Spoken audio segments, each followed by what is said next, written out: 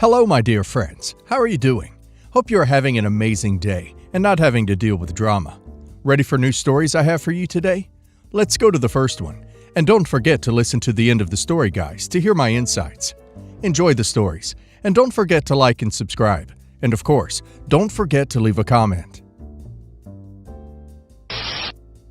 I, 35 male, lost my father very early when I was 5 years old. A few months after his death, my mother married a guy named John.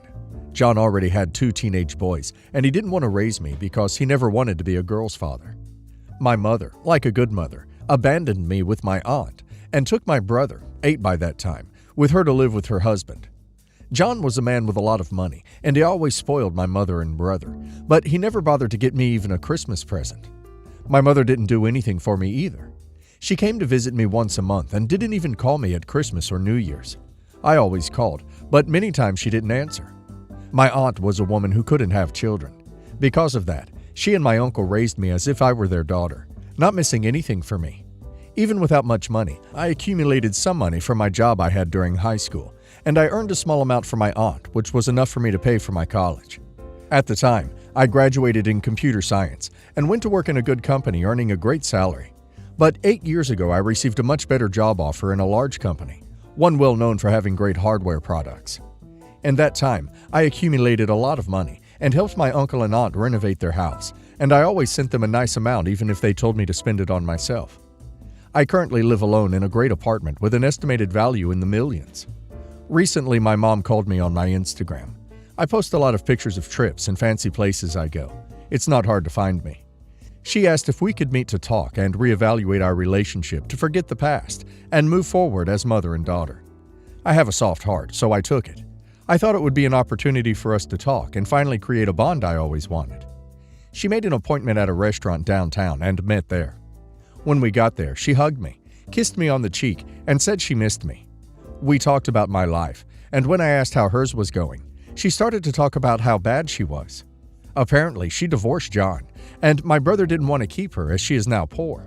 To make matters worse, she lives on a pension from John and has serious heart problems. After a while, she asked if I could pay for a surgery she needed.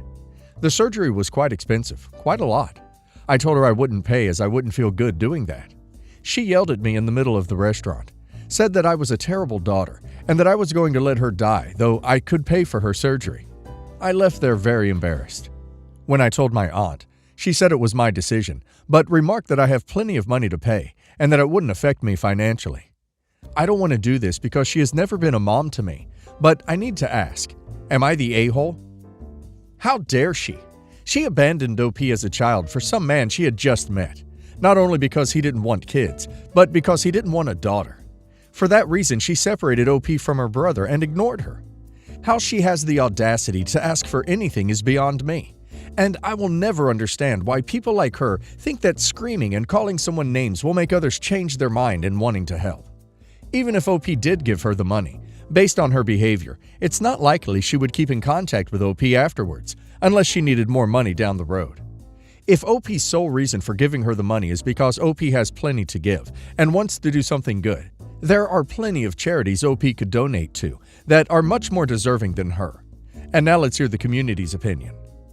PJ Fan RI says, not the a-hole. She abandoned you. You don't owe her a thing. I'm calling BS on the heart problems, by the way. The fact she abandoned one of her children demonstrates she has no heart. You're better off without her. FarCup 9063 says, not the a-hole. Your mom didn't want a relationship with you. She wanted your money, and she would have expected you to support her for the rest of her life. C Supermarket 9728 says, not the a-hole. Today it's surgery, tomorrow it will be recovery, and then rent, bills, lifestyle, vacations, then home care. And you will end up restricting your lifestyle for someone who threw you away so she could have the lifestyle she wanted. If she pops up again, tell her you were saving your money to help the people who raised you. You owe her nothing. I'm not going to try and swing this in my favor here by leaving out details or sugarcoating anything. I was mean about it. He was crying. I've been with my fiancé for 7 years, and we've been engaged for 3 years. We have gone ahead and tried to do a save the date 4 times now, and every single time, his mom convinces him to postpone. It's always a, well, don't you think you have bigger things to think about? Whether it be our living situation, we're renting, and she thinks we should buy first because we aren't stable. Our money situation. This was her excuse after we loaned her $8,000 so she doesn't lose her house, but we have plenty of money, as my husband's an RN and I'm a lawyer. It's just always something. We planned for a family gathering in my mom's backyard. She has 3 acres and a beautiful pond, and it's just perfect, and we're doing a potluck. So, very low-cost wedding. Plus, everyone we know lives within an hour of the location, so only giving a month or 2 notice is perfectly acceptable in our case. With all this said, his mom has zero reason to try and sway us against it. But her newest argument is that we need to wait until our daughter is at least 3, so she can be our flower girl. She's 7 months old. Well, in December, my husband and I talked, and we decided we wanted to get married in August. I told him, don't let your mom dictate it, and he said he wouldn't, and that he was tired of listening to her. Fair enough. But last weekend, my mother and his mother both came for dinner, and I was talking to my mom about what dress I wanted her to wear as the matron of honor. My husband's mom asked when we planned to tell her we had decided on a date, and my husband said when we told everyone else. She just said, oh, and got quiet and took leave maybe 20 minutes later. He had already made plans to go over to her house after dinner to help her with her cable box, so he left shortly after that to head over to her place while I drank some wine with my mom. When he got back, he was super quiet, but said he was just tired and went to bed. But last night he said at random, my mom kinda has a point. Maybe we should wait until we buy a house so our living situation is a bit more stable. She's not wrong in saying that it should be something that we're worried about. I just went silent and didn't comment, because I was pissed off. But he kept making comments like, it'll only be a couple of years, 5 at most. I just took my ring off and handed it to him and said I was no longer interested. He immediately started protesting and trying to put the ring back on my finger, and I wouldn't let him. I said I was no longer interested in marrying him, because maybe he should move back home with his mommy, because I know for a fact that that woman will make up another excuse the second we buy a house. And I'm really just so turned off at the thought of marrying him at this point, because I have zero business being with a man who has no backbone and would put our lives on hold in favor of a woman who still wants to scrub his back in the shower. As I said, I was mean about it, but to clear it up now, no, she has not said she wants to scrub his back in the shower. But she often talks about how she had to help him shower for months when he was 16 because he broke his leg, and as the story goes, he told her he didn't want help, and she forced it because she's ducking weird. And it's even weirder that she still talks about it like it was a fond memory. He's crying at this point, and I'm stupid calm, maybe because I'm over it, and told him I wanted him to leave, or I could leave. But those were the only options. He ended up leaving, sobbing the entire time. I do feel bad. I feel gutted. He means everything to me, but I can't do this anymore. Am I the a-hole? His mom has been blowing up my phone with texts, trying to plead her case, and I just texted back and said, no, it's fine, you won. Now you can have your baby boy back full time, and blocked her number. My friends think I'm wildly overreacting. Edited to add, sorry for confusion. I call him my husband by habit, and have since before we got engaged. OP is right. Even after they buy a house, she will make another excuse. He's a mommy's boy. He should stay with mommy. If he can't separate his marriage from his mother, he doesn't need to be married.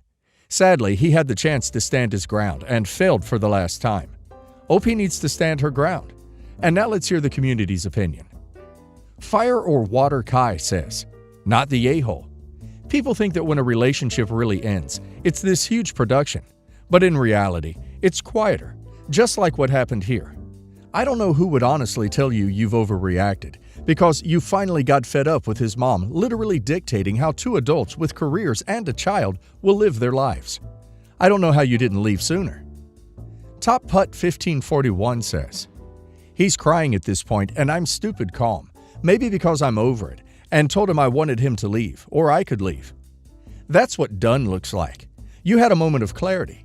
He would never put your wants or needs over his mommy's opinion, and that was all you needed. Your friends are being ridiculous. I bet if you examine their personal lives more closely, you'll find they're all settling for less than they deserve and diminishing their expectations down to an acceptable level of daily misery. Mediocrity always gets threatened when someone goes for better. Not the a-hole. Crystal Queen 3000 says, not the a-hole. He's repeatedly made it clear that his mother's opinion is more important than yours. He's going to have a very lonely life if he doesn't learn to cut the cord and have some boundaries. I'm a young woman in India, and I've been in an arranged marriage with Shashi since I was a preteen. The match was arranged by our grandfathers, who grew up together as children in the same village. Shashi's grandfather was the first to leave the village, and after a few years, my grandparents followed and they were reunited. They didn't set up the match immediately, but when I was 14, my grandfather unfortunately died of cancer, and his last wish was for me to marry well. Growing up, my father worked as a long-distance truck driver, and my mother was a live-in maid. I was raised mostly by my grandfather in a one-bedroom apartment. Any money my family earned went toward my education and upkeep. Shashi's family was much better off in comparison, which is why my grandfather made the request. Shashi's family never seemed to like me. Even as a child, I thought I liked Shashi, but in retrospect, the feelings were obviously not mutual. I also have a cousin, Meenu. Meenu is my paternal cousin, and since my dad didn't have a good relationship with my uncle, neither did we. Things changed when we reached my teens, and Meenu and I were accepted into a prestigious academy, although I only managed to squeeze in on a scholarship. Regardless, we spent more time together, and she even came with me and Shashi on our occasional dates, acting as a chaperone on my grandmother's request. After I graduated from college, my parents finally started pushing for a wedding. We set up an official engagement party, but a few days before, Shashi finally came clean and admitted that he's been dating Meenu for about 3 years. I was shocked, heartbroken, and frankly disgusted. I understand if he refused to marry me out of principle against arranged marriages, but to continue the match while dating another woman? He made me the mistress in my own relationship. My parents were heartbroken for me. My grandmother was furious. She also severed the friendship between her and Shashi's grandfather. After their spouses died, she and Shashi's grandfather became close friends as well, but no more. It's been about 2 years since all this happened. I got a good-paying job in my field and moved on from the mess. The problem now is Shashi's grandfather. Even though Shashi's parents and siblings didn't like me, his grandfather did, and we often met in the park to play board games together. Even though the engagement fell through and Shashi is currently married to Meenu, I haven't had the heart to stop these meetings altogether. But now, whenever we meet, he either gossips about the couple's marital problems or asks to pass a message to my grandmother, since she still refuses to talk to him. Finally, I just snapped and blurted out, "I don't care," before getting up and leaving him in the park. Since then, I've blocked his number and skipped 3 of our usual meeting days. Since then, I can't help but feel guilty. I feel like he is just lonely, and in his own way thinks he's helping me out by babbling about Shashi and Meenu's marriage problems. It's annoying, but I still think I was too harsh. Am I the a-hole? Big Alternative says, it's unclear whether you tried dissuading the grandfather from spreading the gossip before you abruptly cut him off. He probably didn't know that this was a boundary for you. OP says, I'm sorry if I made it unclear in the post. I have talked to him on both the gossip and updates about my grandmother. For my grandmother, I told him that she will talk to him when she wants to, but I will not be the messenger unless she asks. About Shashi and Meenu's marriage. I first mentioned that I didn't want to hear anything about them. He said he understood, but then he just started slipping in comments under the guise of complaining about his nosy home. I try to change the topic when he does that, since any issue he had always linked back to the marriage. Best Salad says, this poor boy probably didn't want to marry you at all, and was probably under pressure from his family. It's good that he broke the engagement, made by his family and not by his own choice, because it probably saved you from a horrible marriage. As for the old man, how could he know that bringing up the subject could irritate you so much if you didn't communicate it to him? He certainly wasn't thinking badly. You should have communicated your limits to him. OP says, I'm not upset that he broke off the marriage itself. You're right, he did not want to marry me. I'm upset because he chose to keep going along with it for years, all while having a relationship with another woman. He never once told me that he was against the match. I would have broken it off myself and actually spent my teen and college years dating someone who actually liked me like he got to. Only his grandfather insisted on the match. His parents and sister would have been overjoyed if he didn't act like a coward and told me the truth instead of pretending to be my boyfriend for years. Update. Hello everybody. Thanks to the few people who commented on my first post. There was some confusion about the details, but still some of you gave me some insight into the situation.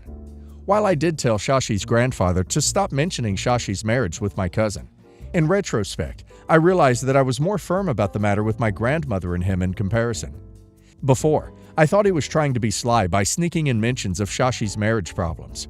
But now I see that he really thought he was validating me even after my first warning. I decided to give the grandfather another chance and planned on establishing my boundaries again, this time more firmly. At this point, I've skipped 4 or 5 usual park meetings, and I'll admit I miss him. My father was always so busy trying to provide for me, and my grandfather died when I was young, so Shashi's grandfather was kind of my only consistent male figure in my life growing up. However, while I was trying to figure out how or what to message him to reconcile, I got a call from a random number. It was Shashi. I immediately hung up on instinct. After another attempt, Shashi just texted me. Apparently, his grandfather had been eating less and less lately, only a few spoonfuls at a time. I guess he took my silence and missed meetings as me cutting ties with him for good, and went into a deep depression ever since. Of course, I felt guilty and worried. Shashi's grandfather was healthy for his age, but he was still old, and not eating properly for weeks was horrible to think about. Shashi called me again, and this time I answered. He made some dry comment about being surprised that we were still talking after all these years. Something like, whenever he mentioned going to the park to see his favorite grandchild, I thought he meant one of my cousins, not you. I decided to ignore his tone, and just told Shashi that I had already made up my mind to reconcile with his grandfather, and to please tell him that I would be happy to see him as soon as possible if he would like. He said he would, and then went quiet. In a strange voice, he mentioned that his sister had seen me and my friends coming out of a popular bridal shop in our area. Apparently, she was there preparing for her own wedding when she saw me. He was clearly trying to sound casual, but it only made me angrier. 1. We are not friends or even acquaintances anymore for him to try to make small talk with me. And 2. After years of no contact, this is what he asks about? Pathetic. I just said the appointment was for my friend, and that I'm glad his family found someone to marry the brat. His sister is older than both of us, and called me used goods after the engagement fell through. Needless to say, I don't like her. He tried to say something else, but I cut him off and hung up before he could. Sorry if that all sounded overly dramatic. All in all, I'm meeting Shashi's grandfather tomorrow at our usual place. I'll try to update again if anything happens.